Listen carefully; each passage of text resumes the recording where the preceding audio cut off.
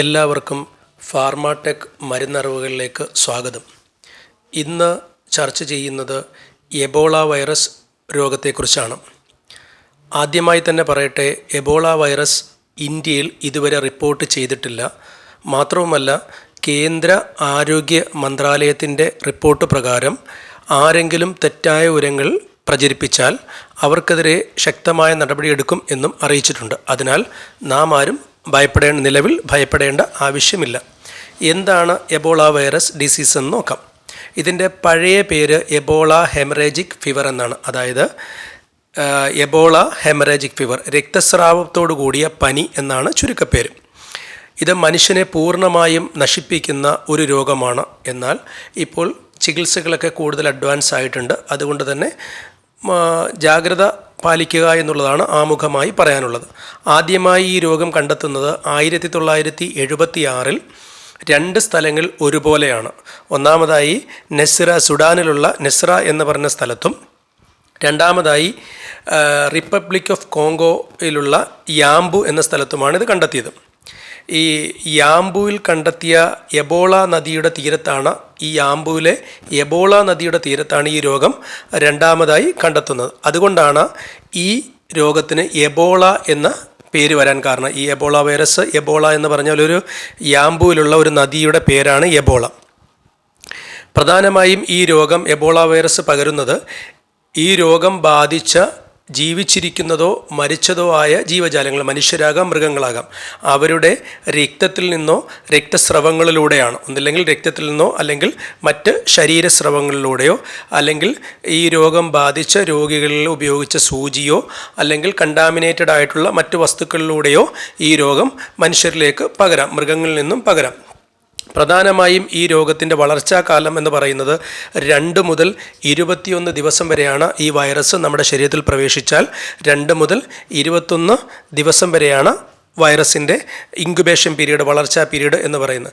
മരണനിരക്ക് ഏകദേശം 25 മുതൽ 90% വരെ ആയിരുന്നു.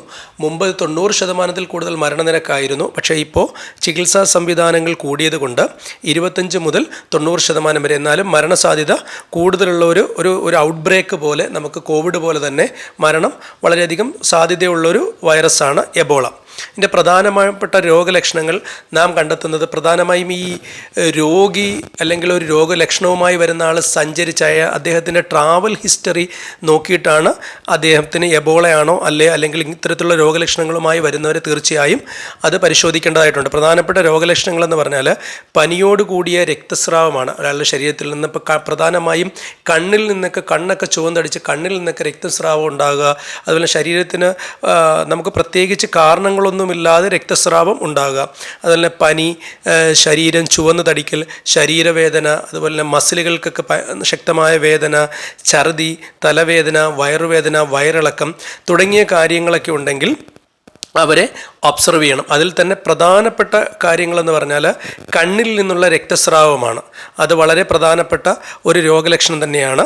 ഇതിൻ്റെ WHO കണക്ക് പ്രകാരം ഈ താഴെ പറയുന്ന കാര്യങ്ങൾ ഏതെങ്കിലും 3 സിംറ്റംസ് ഒരു രോഗി എബോള വൈറസ് ബാധിത പ്രദേശങ്ങളിൽ നിന്ന് വന്നതോ അല്ലെങ്കിൽ എബോള രോഗം ബാധിച്ചവരുമായി ഇടപഴകിയതിന് ശേഷം വരുന്ന രോഗിക്ക് ഈ താഴെ പറയുന്ന ലക്ഷണങ്ങളിൽ ഏതെങ്കിലും 3 ലക്ഷണമുണ്ടെങ്കിൽ അവരെ നിരീക്ഷണത്തിൽ വെക്കേണ്ടതാണ്. ഒന്നാമതായി ശക്തമായ പനി, ക്ഷീണം, ശ്വാസതടസ്സം, ശരീരവേദന, അതുപോലെ തന്നെ ഭാരം കുറയൽ, അപ്രതീക്ഷിത രക്തസ്രാവം. ഇതൊക്കെയാണ് ഇതിലേതെങ്കിലും 3 ലക്ഷണങ്ങളുണ്ടെങ്കിൽ അവരെ ഈ ഒബ്സർവേഷനിൽ വെക്കേണ്ടതാണ്. ഇതിൻ്റെ പ്രധാനപ്പെട്ട പരിശോധന നമുക്കറിയാം, കോവിഡ് സമയത്ത് നമ്മൾ ചെയ്തതൊക്കെ തന്നെയാണ്.